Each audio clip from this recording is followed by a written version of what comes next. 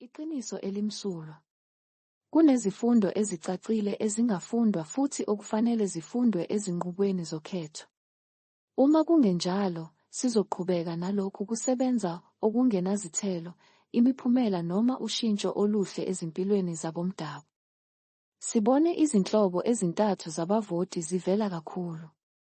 Abavoti abangena kule nqubo njengabantu abayobheja eBets noma ko-HollywoodBets. Abazange bavotele ushintsho kodwa bavotela ababekholelwa ukuthi bazonqoba. Njengomlandeli webhola lezinyawo obheja eqenjini elihlukile ngoba banethuba eliphezulu lokubashaya. Bese kuba khona laba abalwa izimpi zosopolitiki. Besetshenziswa osopolitiki bengazukuthola lutho. Kodwa bona bezikhohlisa ukuthi khona abazokuthola. Babathanda kakhulu bahluleke ukubona ukuthi ngeke bazuze lutho. Bese kuba khona labo abangama-fans abalandeli abathanda osaziwayo. Labavoti abavote ngenhliziyo, imizwa nangokucasukela uhulumeni.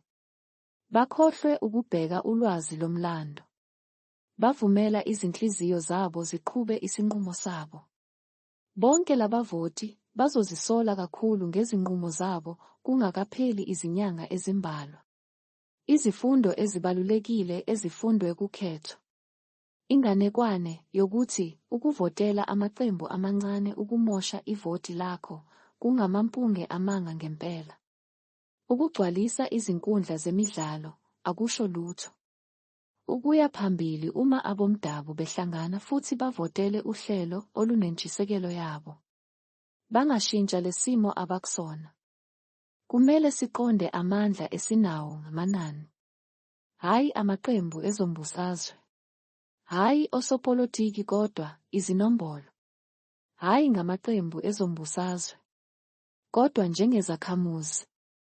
Masingabamba lokhu.